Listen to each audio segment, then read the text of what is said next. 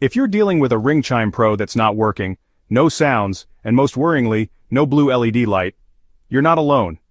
Many users have faced this exact issue, and it can be incredibly frustrating, especially when basic troubleshooting doesn't seem to help. You might have already tried the usual steps, switching power outlets, resetting the device, even waiting for it to magically fix itself, but still, no blue light, no response, no chime. For weeks, people online have reported the same thing, and like you, they found no clear solution. But here's something important. The missing blue light might not mean the device is dead. That's right.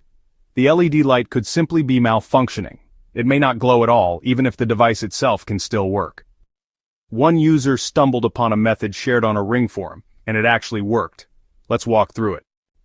Here's what they did. First, they removed the Ring Chime Pro from their Ring app completely, like a full reset, as if it never existed. Next, they set it up again from scratch, even though the light still wasn't turning on. Don't wait for a flashing blue light, just pretend it's there.